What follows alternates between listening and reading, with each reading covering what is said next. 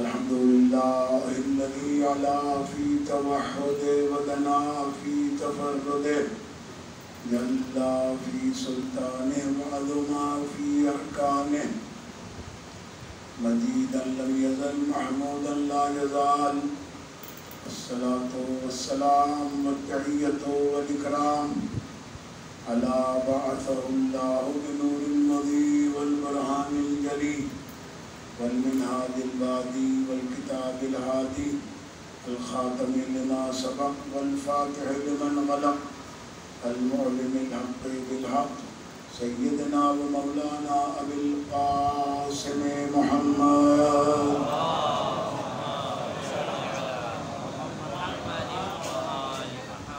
والصلاة والسلام على عترته التي يبين الأطهرين المعصومين الذين عذب الله عنهم الرجس وطهرهم تطهيرا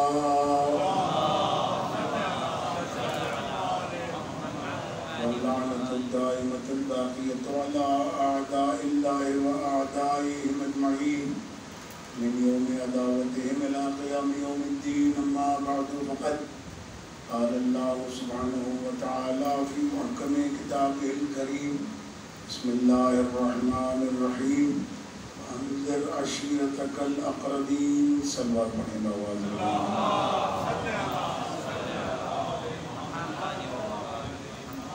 عزیزان محترم، آج ہماری یہ خمسے کی چوتھی مجلس ہے. ہمارا موضوع ہے تکمیل دین اور ولایت. ولایت دو طرح کی ہے. ایک ولایت تکمیلیہ کہلاتی ہے اور ایک ولایت تشریعیہ کہلاتی ہے. ولایت تکوینی کی دو قسمیں ہیں، ایک ذاتی اور ایک وہبی. ذاتی ولایت جس کے پاس ہے اس کا نام ہے اللہ. اس کے علاوہ کسی کے پاس ذاتی ولایت نہیں. اس کے بعد ولایت تکوینیہ میں اس نے جسے اختیار دیا، جو بھی اختیار دیا، وہ میں کل آپ کی خدمت میں عرض کر رہا تھا اور مسلسل عرض کر رہا ہوں کہ قرآن مجید فرقان حمید کو سمجھنے کا حکم ہے، عقل سے کام لینے کا حکم ہے، لیکن کس سے سمجھیں؟ کون سمجھائے گا قرآن؟ آیا ہم خود سمجھ سکتے ہیں؟ قرآن مجید کے بارے میں اتنی تاکید کی گئی ہے کہ اسے سمجھا جائے، لیکن کیسے سمجھا جائے؟ اگر خود سے سمجھنے بیٹھیں گے تو میں نے کل عرض کیا تھا، اسحاق کندی کا واقعہ پیش کیا تھا، آپ حضرات نے سماعت کیا تھا کہ اس نے خود سمجھنے کی کوشش کی تو اسے قرآن کی آیتوں میں اختلاف نظر آنے لگا. امام حسن عسکری علیہ السلام نے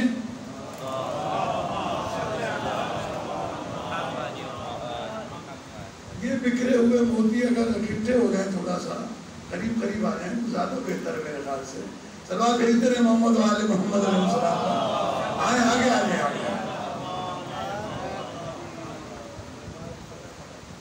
دیکھیے،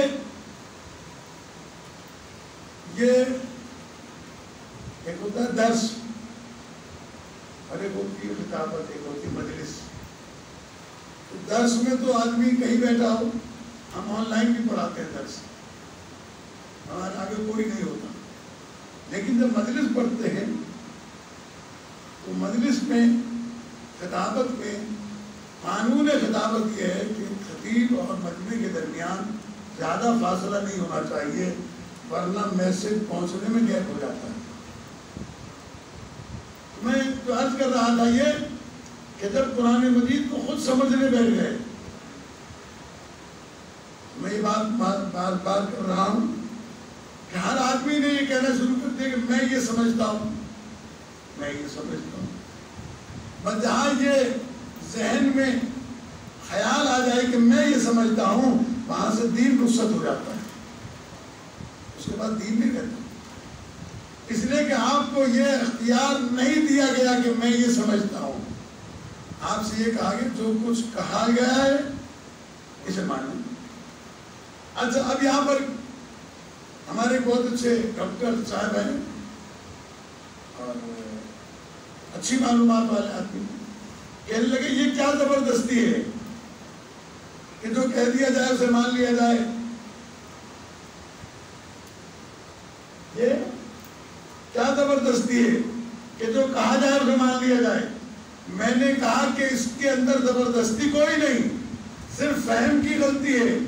جس کی بات آپ کو ماننا ہے اس کے لیے کہا گیا کہ آپ سوال کر کے اس کی تحقیق کر لیں کہ یہ جس سے میں ہدایت لے رہا ہوں یہ ہدایت کے قابل ہے یا نہیں. یہ ہدایت کے قابل ہے یا نہیں. اگر وہ ہدایت کے قابل ہے اسی لیے اللہ کو ماننا ہے تحقیق کے ساتھ. ایک کیوں مانوں دو کیوں نہ مان لوں. اللہ کے بارے میں جتنی چاہے.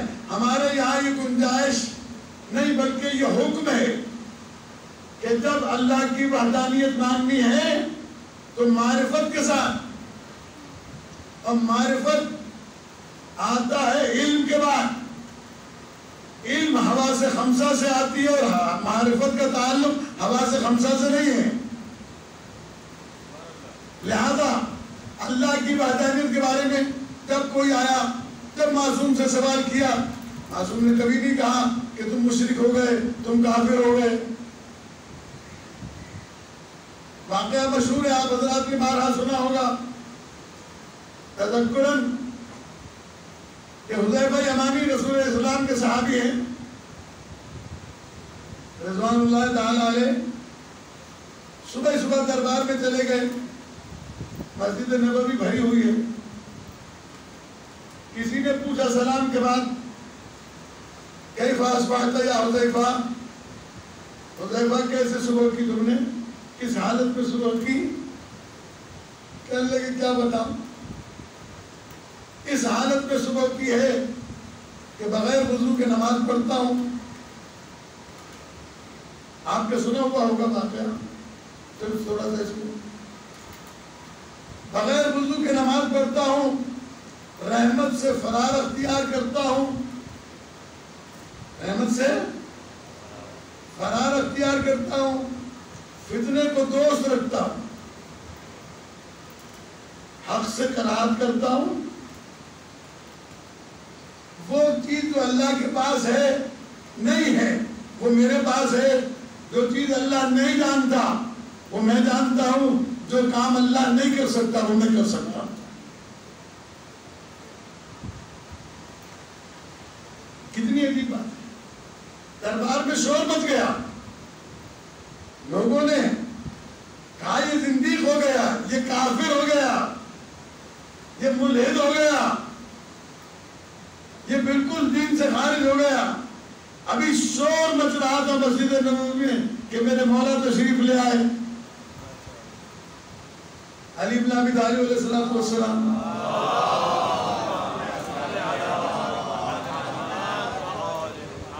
جیسے ہی مولا تشریف لائے پوچھا کہ یہ شور کیسا ہے، یہ غلغلہ کیسا ہے، یہ کیا مسئلہ ہے. کہنے لگے حذیفہ جو ہے وہ دین سے خارج ہو گیا ہے، ملحد ہو گیا ہے، کافر ہو گیا ہے، مشرک ہو گیا ہے. ہوا کیا ہے؟ انہوں نے بتایا کہ ایسے ایسے کہہ رہا ہے. امام نے فرمایا تو بالکل ایمان کے مطابق کہہ رہا ہے. اب جب علی علیہ السلام نے کہا بالکل ایمان کے مطابق کہہ رہا ہے تو لوگوں کی حیرانی بڑھ گئی. جیسے ابھی میں دیکھ رہا ہوں آپ کو بھی حیران، بہت سارے لوگ حیرانی میں، اور ہونا بھی چاہیے. کہنے لگے کیسے اس نے صحیح کہا، کیا کہا، اس کا حق کیسے بنائیے کہ اس قسم کی گفتگو میں. مولا نے کہا اس نے یہی تو کہا ہے کہ میں رحمت سے فرار اختیار کرتا ہوں. تو رحمت بارش ہے جس سے سب فرار اختیار کرتے ہیں. اب دیکھیں اتنے دن بارش رہی، لوگ کم آئے، آج بارش نہیں تھی، بہت سارے مومنین آ گئے. یہ تو فطری چیز ہے نا، یہ اس میں کوئی عیب کی بات نہیں ہے۔ مولانا نے کہا اس نے کہا میں بغیر وضو کے نماز پڑھتا ہوں تو وہ نماز جنازہ ہے جو بغیر وضو کے ہو جاتی ہے، اور اس نے کہا کہ میں حق سے کراہت کرتا ہوں تو وہ موت ہے، کون ہے جو موت کو دوست رکھتا ہے؟ اور اس نے کہا کہ میں فتنے کو دوست رکھتا ہوں، تو کیا تم نے قرآن نہیں پڑھا جہاں پروردگار عالم فرماتے انما اموالکم و اولادکم فتنہ، ویسے تمہارا مال اور تمہاری اولاد فتنہ ہے، تو تم میں سے کون ہے جو فتنے کو دوست نہیں رکھتا؟ یہاں فتنے سے مراد وہ والا فتنہ نہیں ہے جو اردو میں ہوتا ہے، اردو والا فتنہ اور ہے، عربی والا فتنہ اور ہے۔ عربی میں فتنہ کہتے ہیں امتحان اور آزمائش کو، اللہ نے تمہیں مال دیا ہے، اولاد دیا ہے آزمائش کے لیے کہ دیکھیں اس مال سے اور اولاد سے صحیح فائدہ کون اٹھاتا ہے، غلط کون اٹھاتا ہے۔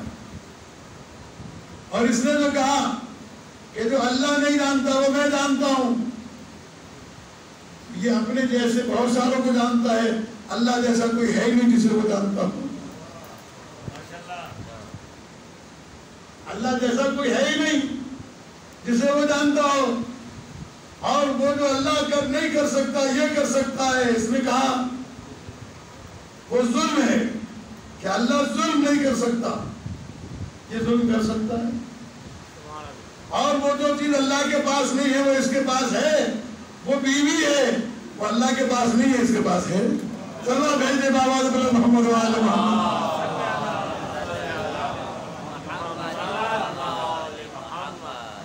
اتنا آسان ہوتا قرآن کا سمجھنا، وہ تو صحابہ تھے، اصحاب رسول تھے، رسول اسلام کی صحبت میں بیٹھنے والے تھے، لیکن نہیں سمجھ سکے۔ کیوں؟ اس لیے کہ قرآن مجید کو سمجھنا ہر ایک کے بس کی بات نہیں ہے، ہر ایک نہیں کو سمجھ سکتا۔ اسی لیے قرآن مجید کو سمجھنے کے لیے یا رسول کی ذات چاہیے، اور یا وہ چاہیے جو رسول جیسا ہو،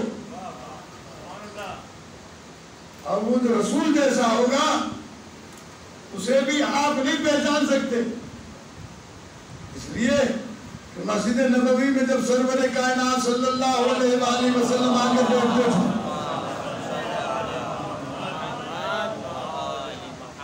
جب آ کر بیٹھتے تھے تو اجنبی اگر کوئی مسجد میں آتا تھا تو وہ پوچھتا تھا تم میں سے محمد کون ہے؟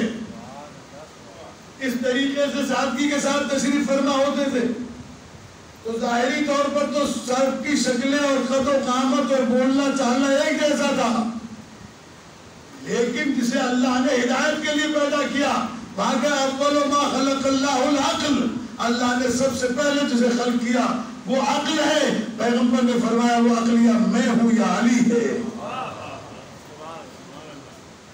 اور عزیزان گرامی یہاں بہت سارے پڑھے لکھے لوگ بیٹھے ہیں جنہوں نے سائنس پڑھی ہے، وہ جانتے ہیں کہ انسان کا ذہن کتنا کام کرتا ہے، کتنا کام کرتا ہے، معمولی سا کام کرتا ہے، معمولی سا، تو انسان اتنی ساری ایجادات کرتا ہے۔ 5%، 10%، 25% جس کا دماغ کام کرنے لگے وہ آئنسٹائن بن جاتا ہے، ایجادات کرنے لگتا ہے۔ تو عزیزان گرامی جسے اللہ مجسم عقل بنا کے بھیجے، وہ اگر اشارہ کرے تو چاند پر 2 ٹکڑے ہو جائے، اشارہ کرے تو سورج اپنی واپس پر لائے، کل عقل قرار دیا گیا۔ وہ اپنی جگہ بیٹھ کر یہ چاند کو 2 ٹکڑے اللہ نے اس لیے کروائے تھے، یہ سورج کو اس لیے پلٹوایا تھا کہ اگر تمہارے پاس عقل و شعور ہے تو چاند پہ جانے کے بجائے یہی بیٹھے بیٹھے پوچھ لو کہ چاند کی حقیقت کیا ہے اور وہاں ہوتا کیا ہے، سورج کی حقیقت کیا ہے اور وہاں ہوتا کیا ہے۔ عزیزان گرامی دین اسلام کی تفہیم کے لیے اللہ تبارک و تعالیٰ نے جنہیں چنا، جب ان کے دروازے سے لوگ ہٹے، گمراہی پھیلی، بھائی یہی وجہ ہے مسلمانوں کے دوسرے خلیفہ نے 71 مرتبہ تاریخ میں لکھا ہے کہا کہ لولا علی لہلک عمر، اگر علی نہ ہوتے تو عمر ہلاک ہو جاتا۔ یہ اپنی ہلاکت کا اعلان کون کر رہا ہے؟ وہ جو خلیفۃ المسلمین ہے، مولا کائنات کا نام لے کر کہہ رہا ہے۔ بلکہ ایک موقع وہ بھی آیا جب سوائق محرقہ میں علامہ ابن حجر مکی نے لکھا، اس کے علاوہ علی المرتقی نے کنز العمال میں لکھا، کتاب فرائض السنتین میں حلموینی نے لکھا، کتنے سارے لوگوں نے لکھا کہ ایک موقع وہ بھی آیا جب خلیفہ کو یہ کہنا پڑا کہ اعوذ باللہ من معذرۃ لیس لہا ابو الحسن، میں اللہ سے پناہ مانگتا ہوں اس وقت کی کہ جب مجھ پر کوئی مشکل آئے اور حل کرنے کے لیے علی بن ابی طالب نہ ہو۔ چلا بھیجے محمد بن محمد۔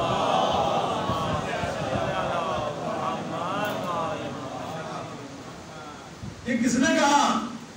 وہ جو مسند نسیم تھا۔ کس کے لیے کہا؟ وہ جو بوریا نسیم تھا۔ تو بتایا امیر المومنین نے، اللہ نے سمجھایا یہ بات کہ تخت پہ بیٹھے ہوئے لوگوں کو نہ دیکھو، دیکھو کہ علم کس کے پاس ہے، کردار کس کے پاس ہے۔ آج رسول اسلام میں عرض کر چکا ہوں پہلی مجلس میں، رومن امپائر سے جو ڈیلیگیشن آیا تھا، مسند نشین نے جواب نہیں دیا اسے، بوریا نشین نے جواب دیا۔ دنیا کو یہ تاثر کہ دین اسلام علم اور امن کا دین ہے، یہ امن کا دین سمجھانے والے یہ 14 ہیں جنہوں نے بتایا کہ دنیا میں دین اسلام امن کا دین ہے۔ آج سے 3-4 سال قبل مدینہ یونیورسٹی کے ٹیم سے پوچھا گیا تھا کہ بتاؤ اگر بعد رسول براہ راست علی ابن ابی طالب علیہ السلام کی خلافت آ جاتی اور وہ خلافت جاری ہوتی تو پھر تمہاری نظر میں دنیا کی حالت کیسی ہوتی؟ اس نے جواب دیا، بے ساختہ اس کی زبان سے نکلا کہ اگر علی کی حکومت بعد رسول براہ راست آ جاتی تو آج دنیا میں کافر ہوتے ہی نہیں، ساری دنیا میں اسلام ہوتا۔ چلا بھیج دے بابا محمد والا۔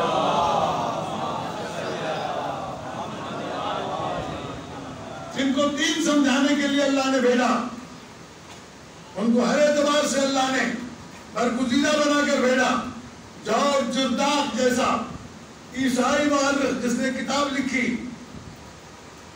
جس کا نام ہے الصوت العدالت الانسانیہ، اردو میں اس کا ترجمہ ہوا ہے ندائے عدالت انسانی، اس کی انگلش بھی ٹرانسلیشن ہوئی ہے the voice of human justice کے نام سے۔ وہ جارج جرداق کہتا ہے جب میں نے علی علیہ السلام کے بارے میں کچھ پڑھا تو 40 سال صرف اس تحقیق پر لگا دیے کہ مجھے علی کی کوئی کمزوری نظر آ جائے، علی کے اندر کوئی عیب نظر آ جائے۔ کہ 40 سال کے بعد بھی میں وہی کھڑا ہوں جہاں پہلے دن کھڑا تھا، نہ اس دن عیب نظر آیا تھا نہ آج عیب نظر آیا۔ اسی لیے اللہ نے اس ولایت کو اہمیت کے ساتھ پیش کیا اور اس کو الگ کیا۔ دعوت ذوالعشیرہ میں اس ولایت کا پہلے دن اعلان کیا گیا، اللہ کی ولایت، رسول کی ولایت اور علی بن ابی طالب کی ولایت۔ پھر اس کے بعد مکے ہی میں پیغمبر نے اہمیت اور حیثیت سمجھانے کے لیے تاریخیں اٹھا کے دیکھیں کہ پیغمبر نے عقد مواخات کیا جب دیکھا کہ لوگ ایک دوسرے سے اختلاف کر رہے ہیں۔ وہ کہتا ہے کہ میں فلاں قبیلے سے ہوں، کہتا میں فلاں قبیلے سے ہوں، میں فلاں دادا کا پوتا ہوں، کہتا میں فلاں باپ کا بیٹا۔ سرکار نے محسوس کیا تو ایک قبیلے والے کو دوسرے قبیلے والے کا بھائی بنانا شروع کیا۔ آپ پڑھیں تو صحیح تاریخ ابن حشام، تاریخ طبری، تاریخ خلدون، تاریخ خمیس، تاریخوں میں اٹھا کے دیکھیں، سیرتوں کی کتابیں مدارج النبوہ میں آئیں کہ جب پیغمبر بھائی بنا رہے تھے ایک کو دوسرے کا. اس وقت ابن حشام لکھتے ہیں سیرت ابن حشام میں کہ مولا کائنات ایک کونے میں سر جھکائے کھڑے تھے. پیغمبر نے دیکھا کہ علی علیہ السلام کے چہرے پر افسردگی ہے. دیکھ کر کہنے لگے یا علی تم کیوں افسردہ ہو؟ تم نے کیوں سر نیچے کر رکھا ہے؟ یا رسول اللہ آپ میرے سامنے تیزی کے ساتھ ایک کو دوسرے کا بھائی بنا رہے ہیں، میں جملے کا ذمہ دار ہوں. سیرت ابن حشام والے نے لکھا کہ مولا کائنات سے پیغمبر نے کہا، کہنے لگے کہ یا علی کیوں افسردہ ہو؟ کہا آپ کو ایک دوسرے کا بھائی بنا رہے ہیں، مجھے ابھی تک کسی کا بھائی نہیں بنایا. تو پیغمبر نے بلا کر یہ جملہ کہا تو ابن حشام نے لکھا ہے، دیگر مفسرین نے بھی لکھا ہے، مورخین نے بھی لکھا ہے، اور یہی جملہ کافی ہے سمجھنے کے لیے کہ جملہ یہ کہا پیغمبر نے کہ یا علی تجھے میں کسی کا بھائی کیسے بناتا کہ اس مجمع میں کوئی تجھ جیسا نہیں ہے، تو آ میرے سینے سے لگ، تو میرے جیسا میں تیرے جیسا.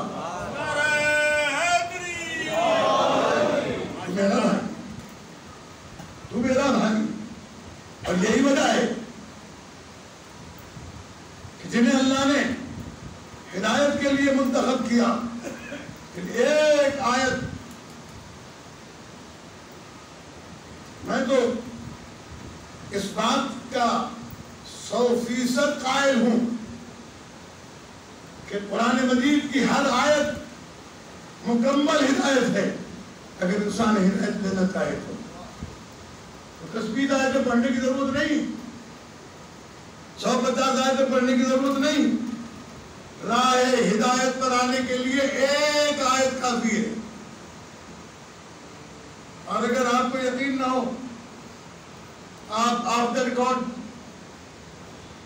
وہ آیت مجھے پیش کیجئے گا، میں آپ کو بتاؤں گا کیسے مکمل ہدایت ہے. قرآن مجید کی ایک آیت پڑھنے جا رہا ہوں، بارہا کی سنی ہوئی ہوگی آپ کی. یہ فیصلہ کن آیت ہے جہاں پروردگار عالم پوچھ رہا ہے فَمَن يَهْدِي إِلَى الْحَقِّ أَحَقُّ أَن يُتَّبَعَ أَمَّن لَا يَهْدِي إِلَّا أَن يُهْدَى فَمَا لَكُمْ كَيْفَ تَحْكُمُونَ. سوال کر رہا ہے پروردگار عالم ساری انسانیت سے، صرف مسلمانوں سے نہیں، ساری انسانیت سے سوال ہے کہ اتنا بتا دو کہ وہ شخص سب سے زیادہ حقدار ہے اس بات کا کہ اس کی اتباع اور اس کی پیروی کی جائے کہ جو حق کی ہدایت کرتا ہے، یا وہ انسان پیروی کے لائق ہو کہ جب تک خود اس کی ہدایت نہ کی جائے وہ دوسروں کو ہدایت نہ کر سکے. تم لوگ غور کیا اپنی قرآن کی آیت؟ اگر ہادی اور رہبر سمجھ میں آ جائے، اگر یہ ولایت سمجھ میں آ جائے جس کے لیے امام محمد باقر علیہ السلام نے فرمایا بولے الاسلام والا خمس، اسلام 5 چیزوں پہ ہے: نماز، روزہ، حج، زکوٰۃ اور ہماری ولایت. ہماری ولایت اکا اللہ نے جتنے شرط و مد کے ساتھ ہماری ولایت کا اعلان کروایا غدیر کے موقع پر، لوگوں نے باقی 4 چیزیں تو لے لی، وہ 5ویں چھوڑ دی جس کی تاکید کی گئی تھی. اس کے لیے بہانے تلاش کیے گئے. لہذا ایک بات یاد رکھیے، جسے ولایت سمجھ میں آ جائے، مکے میں عقد مواخات کیا، علی علیہ السلام کو اپنے ساتھ رکھا، مدینے میں عقد مواخات کیا، علی علیہ السلام کو اپنے ساتھ رکھا، اور پھر مدینے میں تو اعلان ولایت دوسری مرتبہ ہوا جب مولا کائنات میں انگوٹھی تھی. میں وہ آیت پڑھنا نہیں چاہتا اور میں اس موضوع پر جانا چاہتا ہوں. آپ حضرات جانتے ہیں، سنتے رہتے ہیں، اللہ نے 3 ولایتوں کا اعلان کیا. اور پیغمبر اکرم صلی اللہ علیہ وآلہ وسلم نے بلا کر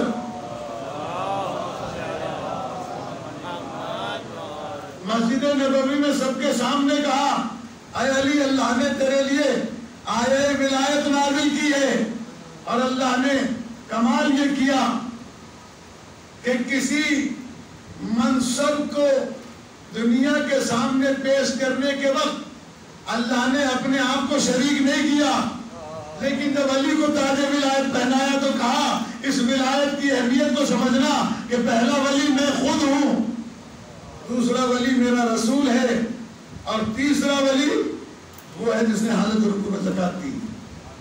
آپ اس سیکوینس کو دیکھیں، آپ کے یہاں ادارے ہیں، ہیڈ ماسٹر مر جائے تو کسی چپراسی کو اس کی کرسی پر نہیں بٹھایا جاتا، کسی کالج کا پرنسپل مر جائے تو اس کی جگہ پر کسی پرائمری اسکول کے ٹیچر کو نہیں رکھا جاتا، حالانکہ وہ بھی گورنمنٹ کی طرف سے منتخب شدہ ہوتا ہے، لیکن پرنسپل کو انتخاب کیا جاتا ہے اس کی صلاحیت اور ڈگری کے ساتھ۔ تو آپ جسے بھی بنانا چاہتے ہیں اس کی ڈگری تو بتائیں کیا ہے۔ میں کسی کی ڈگری نہیں بتانا چاہتا، میں تو اس کی ڈگری بتانا چاہتا ہوں جسے میں نے امام اور ولی مانا ہے، اس لیے کہ دوسروں کی بتاؤں گا اختلاف ہوگا۔ میں اس امام کی ڈگری، اس امام کا عہدہ، اس امام کا منصب، اس امام کی بزرگی بتانا چاہتا ہوں جس امام کو میں نے مانا ہے۔ جب وہ منبر کے اوپر آیا، چوتھے نمبر پر اہل دربار سارے صحابہ ایک دوسرے کو کنکھیوں سے دیکھ رہے تھے، ٹیڑھی آنکھوں سے، کہ منبر کے زینے ہیں چار، پہلا زینہ ہے نبی کا، دوسرا زینہ ہے تو پہلے خلیفہ کا، تیسرا زینہ ہے دوسرے خلیفہ کا، چوتھا زینہ ہے تیسرے خلیفہ کا۔ اب علی کے پاس تو جگہ ہی باقی نہیں رہی، بیٹھے گا کہاں؟ کیا کریں گے؟ الگ سے کوئی کرسی منگا کے رکھی جائے گی یا کسی اور کی جگہ پہ بیٹھ جائیں گے؟ یہ منصب کی بات ہے، یہ ڈگری کی بات ہے، یہ درجے کی بات ہے کہ جب مولا کائنات تشریف لائے مسجد میں تو پہلے زینے پہ قدم رکھا، دوسرے زینے پہ قدم رکھا، تیسرے زینے پہ قدم رکھا، اور وہاں جا کے بیٹھے جہاں لا کے رسول بیٹھا کرتے تھے۔ میں اکثر و معذرت کے ساتھ عرض کرتا ہوں، بہت سارے لوگ بڑھاپے میں چراندی ہوتے ہیں، پڑھے لکھے لوگ نہیں ہوتے، صاحبان تقویٰ نہیں ہوتے، لیکن اکثر بڑھاپے میں چڑچڑاپن آ جاتا ہے۔ کچھ بڈھوں نے علی علیہ السلام سے اسی لہجے میں بات کی، یا علی کچھ خیال نہیں آیا تمہیں؟ دیکھیے، کچھ خیال نہیں آیا تمہیں؟ وہاں جا کے بیٹھے ہو جہاں رسول بیٹھتے ہیں۔ مولا کائنات نے ایک مرتبہ جواب ارشاد فرمایا، اور کیا کہنے میرے مولا کے، نہ علی کا کوئی جواب، نہ علی کے جواب کا کوئی جواب کائنات میں۔ میرے مولا نے ارشاد فرمایا، انا الذی وضعت قدمی علی کتف رسول اللہ فما لهذه الاعواد، میں علی وہ ہوں جس نے رسول کے کاندھوں پر اپنے پاؤں رکھے ہیں، ان لکڑی کے ٹکڑوں کی کیا حیثیت ہے؟ سناتے ہیں بابا،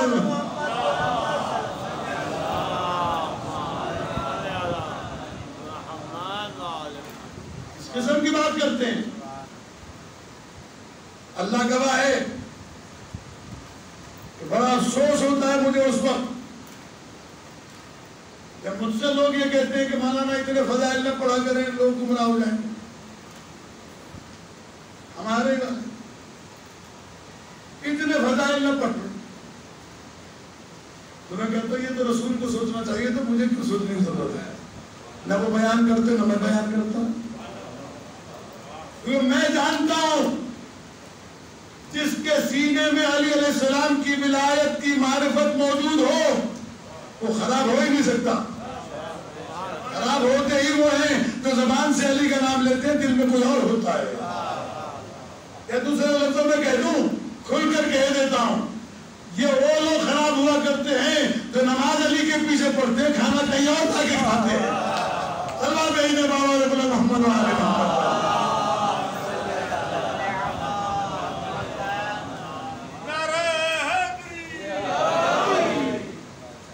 عزیزان گرامی، مولا کائنات علی بن ابی طالب علیہ السلام کے فضائل سنا کریں، پڑھا کریں، اس لیے کہ پیغمبر نے حکم نہیں دیا کہ اللہ کا ذکر کیا کرو اپنی مجلسوں میں، نہ یہ کہا کہ میرا ذکر کیا کرو اپنی مجلسوں میں۔ پیغمبر نے فرمایا جہاں تمہاری مجلس ہو سیّنوا مجالسکم بذکر علی بن ابی طالب، اپنی مجلسوں کو علی کے ذکر سے زینت دو۔ محمد وآل محمد بلند در صلوات۔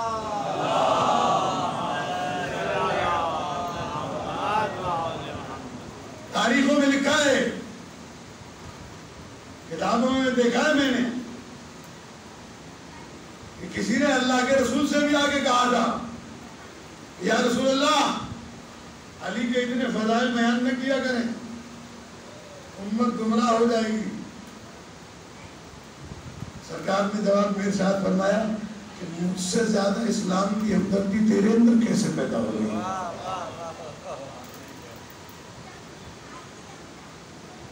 اسلام کی ہمدردی تیرے اندر مجھ سے زیادہ کیسے پیدا ہو گئی؟ پیغمبر ارشاد فرماتے تھے نا فضائل لوگوں کو کھلتا تھا، اس لیے شکایتیں بھی لے کے آتے تھے۔ مسجد نبوی سے کچھ شخص باہر نکلے، بازار مدینہ میں کسی نے پوچھا مولا کائنات سے کہ آپ کی فضیلت کیا ہے؟ مولا نے کہا میری فضیلت یہ ہے کہ جب فرشتہ وحی لے کے آتا ہے تو رسول کے پاس ایک دفعہ آتا ہے، میرے پاس 2 دفعہ آتا ہے۔ اب آپ جیسے چاہے سن لیں، کہتے ہیں آپ کے پاس 2 دفعہ آتا ہے۔ ہاں، کہا تم نے اپنے آپ کو رسول اللہ سے بھی بڑھا دیا، اس کو بڑھانے گھٹانے کی کیا بات؟ چل جاتے آئے اللہ کے رسول کے پاس جو لہجہ ہوتا ہے اور فضائل بیان کرے علی کے۔ آج علی نے بازار میں اپنے آپ کو آپ سے بڑھا دیا۔ کیا کہا علی نے؟ کہا جو فرشتہ وحی لے کے آتا ہے تو علی کے رسول کے پاس 1 دفعہ آتا ہے، میرے پاس 2 دفعہ۔ بلاؤ علی کو، آگے مولا کہا علی آپ نے ایسا کہا کیوں کہا؟ اب دیکھیں میں یہاں پر روک کر آپ کو ایک جملہ کہنا چاہتا ہوں، توجہ دیجیے گا۔ حدیث تو رسول اسلام نے اسی مجمع میں بیان کی تھی، لیکن وہ سمجھ میں صرف علی کی آئی، باقی کسی کی سمجھ میں نہیں آئی۔ مولا کائنات نے کہا یا رسول اللہ آپ ہی نے تو فرمایا انا مدینۃ العلم وعلی بابھا، میں علم کا شہر ہوں، علی اس کا دروازہ ہے۔ جبرائیل امین ہے، چور تو نہیں ہے جو دیوار پھاند کے آئے گا، وہ آتا بھی دروازے سے ہے، جاتا بھی دروازے سے۔ سلام بھیجے بابا حضرت محمد وعلیہ۔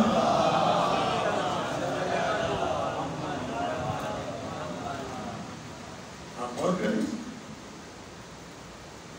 عزیزان گرامی، جتنا دنیا میں حق پرستی پھیلی ہے ولایت امیر المومنین کے عنوان سے کسی ولایت سے نہیں پھیلی، کسی سے۔ اور میں تو برابر میں امیر المومنین فرماتے ہیں نحن ابواب اللہ، ہم اللہ کی معرفت کا دروازہ ہیں۔ ومن اتی من غیر ابوابها سمی سارقا، جو دروازہ چھوڑ کر کسی اور راستے سے آئے گا چور کہلائے گا۔ پڑھیں نا تم بلا مولا کائنات کی ولایت، مولا کائنات کے فضائل، جب انسان سرشار ہو جاتا ہے، کبھی ابوذر بنتا ہے، کبھی مقداد بنتا ہے، کبھی سلمان بنتا ہے، کبھی رشید حیدری بنتا ہے۔ مولا کائنات کا ایک واقعہ چھوٹا سا پڑھ کے چند جملے مصائب کے۔ عزیزان گرامی، مولا مسجد نبوی میں مسجد کوفہ میں بیٹھے ہوئے ہیں, بیٹھے بیٹھے رونے لگے, اور روئے بھی آواز کے ساتھ. دوستوں نے پوچھا مولا رونے کا سبب کیا ہے؟ مولا کہنے لگے مجھے ابو ذر یاد آ رہا ہے.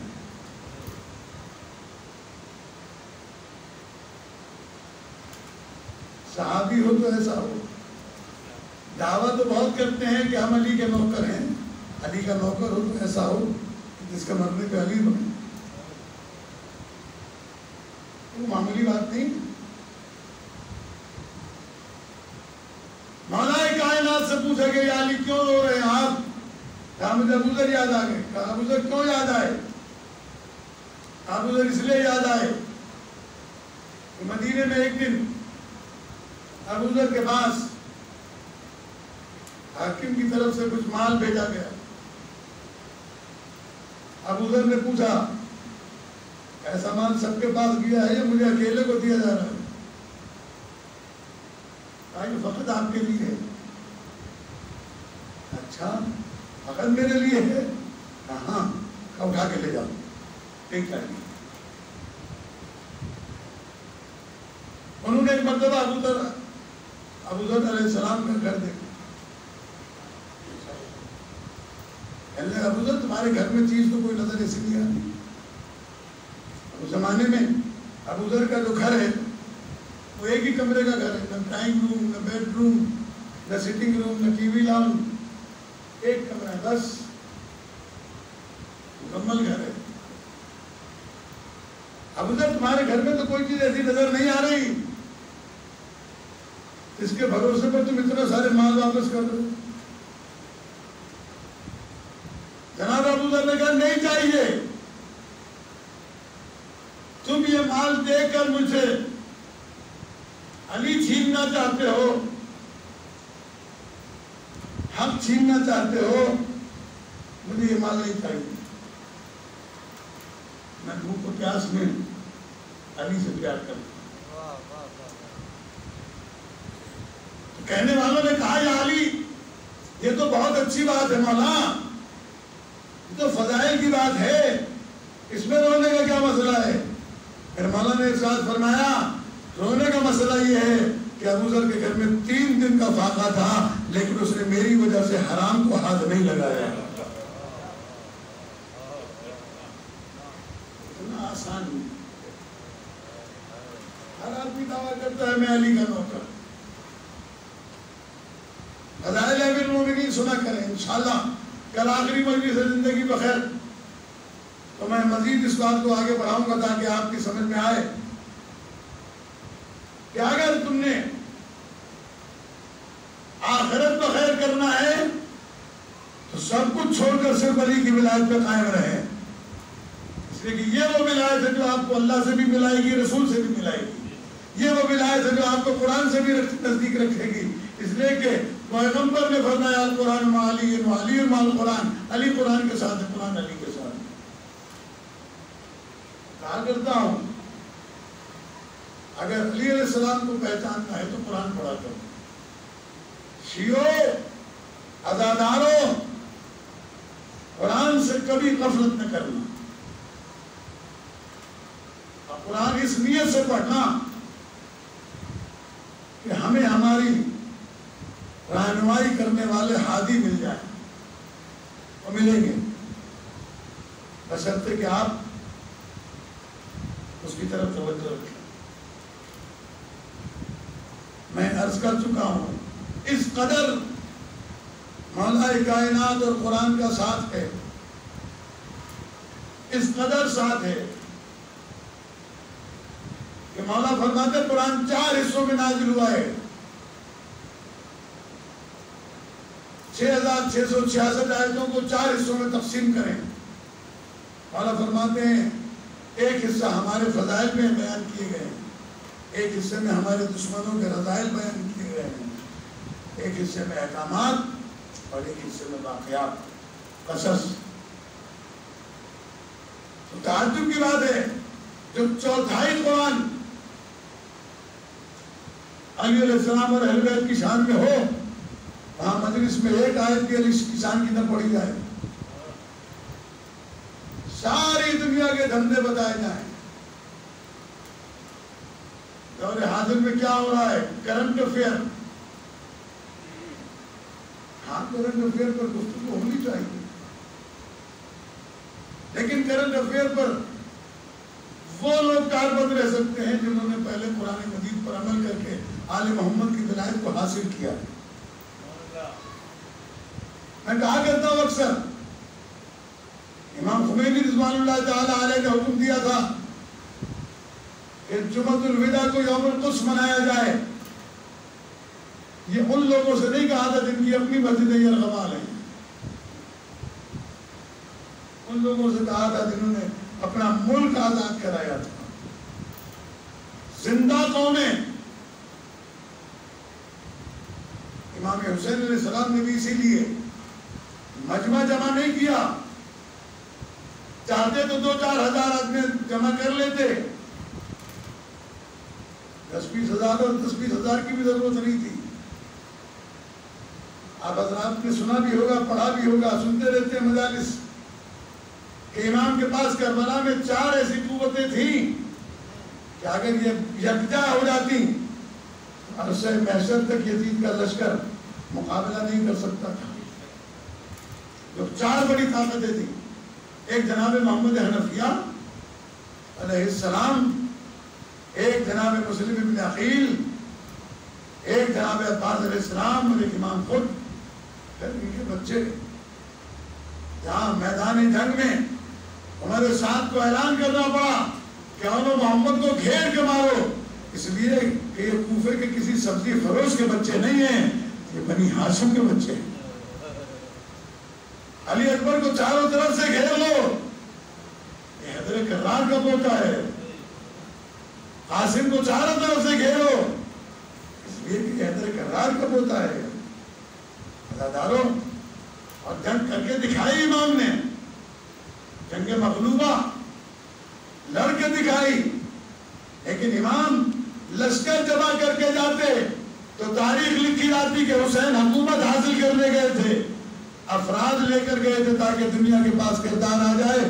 میں ہر سال کہتا ہوں، کائنات میں ابھی تک کوئی ایسی یونیورسٹی نہیں بنی جیسی یونیورسٹی امام حسین علیہ السلام نے عاشور کے دن قائم کی۔ 1-2 پہر میں دنیا کے سارے کردار بتائے، بھائی بہن کے ساتھ کیسا سلوک کرے، بیٹا باپ کے ساتھ، باپ بیٹے کے ساتھ، بھتیجا چچا کے ساتھ، دوست کے ساتھ، پھوپھی بھتیجے کے ساتھ، ماں بیٹے کے ساتھ، سارے کردار کربلا میں پیش کیے۔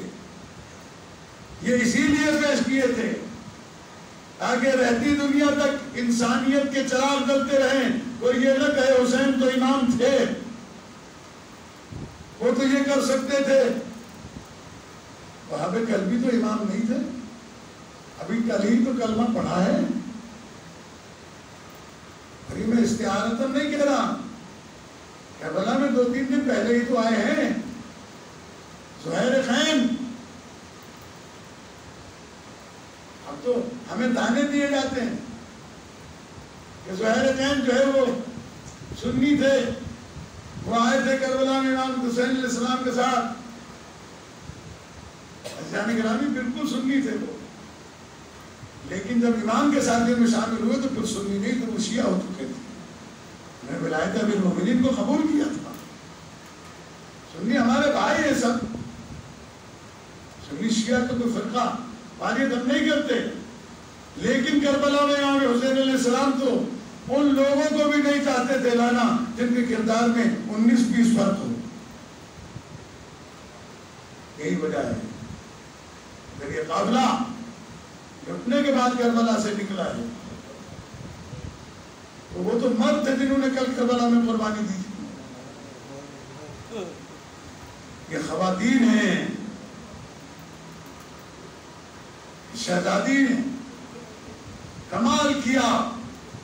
دفتر امیر المومنین نے جب یہ قافلہ کربلا سے شام جا رہا تھا. عزادارو، راستے میں کیسے کیسے مرحلوں سے گزرے، کیسے کیسے مصائب دیکھے ہیں. مقابلہ رائے شام میں ایک راہب کے دیر کے نیچے ٹھہرا اور اس نے رات کے وقت سر سے اٹھتی ہوئی روشنی دیکھی. دیر سے اتر آیا، بوڑھا تھا. کہنے لگا کہ مجھے یہ سر دے دو. کہنے لگے کہ نہیں دے سکتے.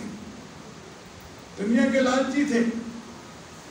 اس راہب نے کہا میں نے پوری زندگی میں 300 درہم کما کیے ہیں، یہ لے لو، ایک رات کے لیے مجھے سر دے دو، میں کہیں جاؤں گا نہیں، میں اسی دیر میں رہتا ہوں.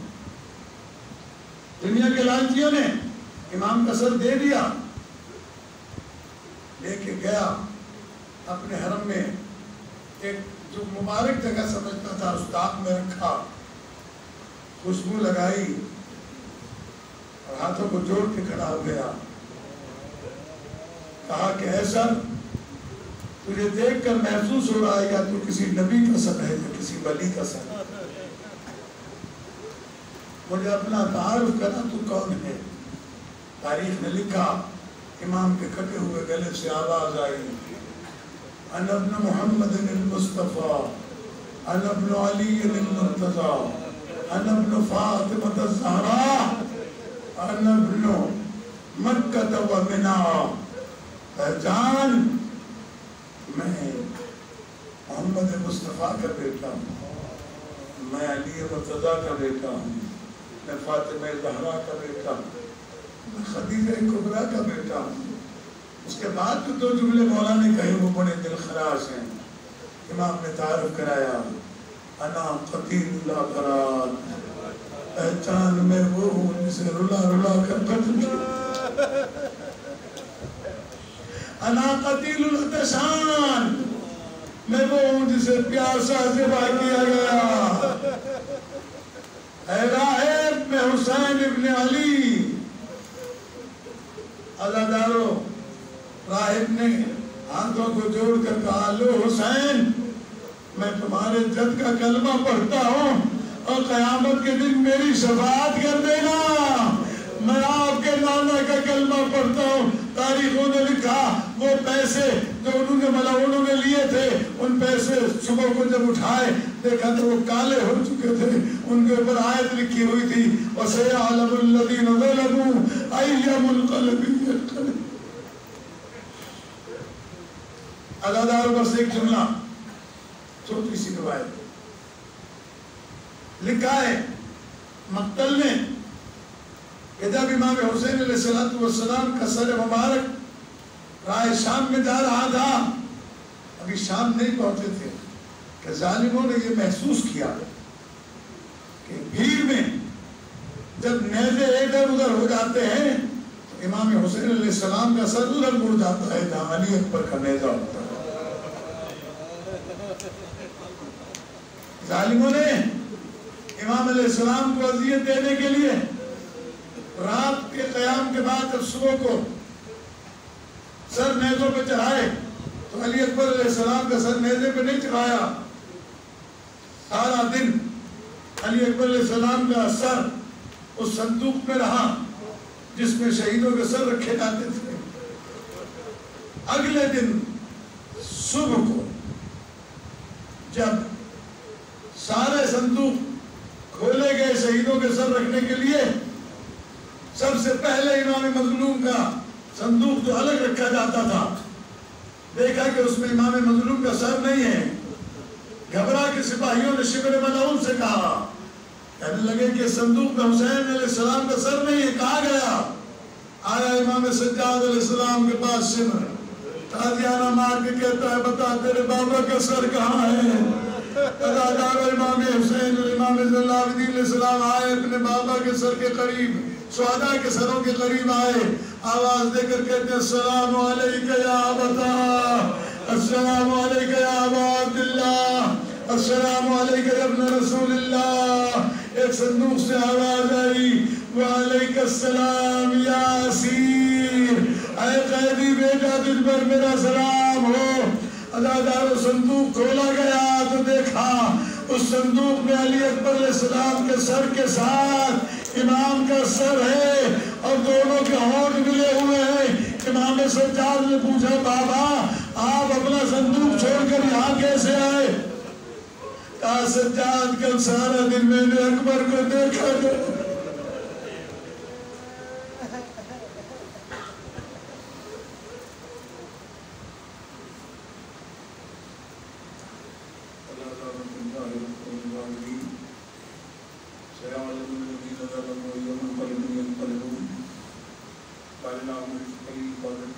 فرما بار اللہ ہمارے مرحومین کی مغفرت فرما، جو بیمار ہیں شفا عطا فرما، خاص طور پر ہمارے حیدر بھائی حیدر حسین حسینی، ہمارے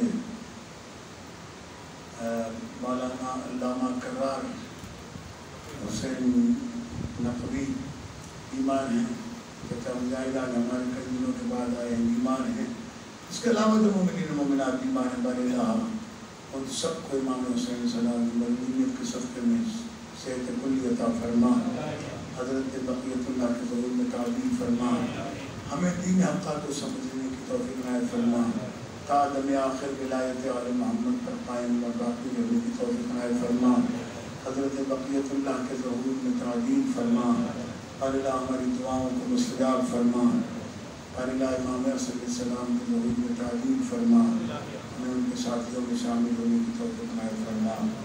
ربنا تقبل منا انک انت السمیع العلیم برحمتک یا ارحم الراحمین۔ ایک سورہ فاتحہ 3 مرتبہ سورہ اخلاص پڑھ کر سید فرخ حسین ابن سید مظفر حسین، سیدہ سمینہ باقر بنت سید فرخ حسین، احسن آغا قدرباس ابن مرزا فدا حسین قدرباس، صفیہ قدرباس بنت سمیر عباس اور اپنے تمام مرحومین شہداء ملت جعفریہ اللہ داری کو شامل کرتے ہوئے فاتحہ۔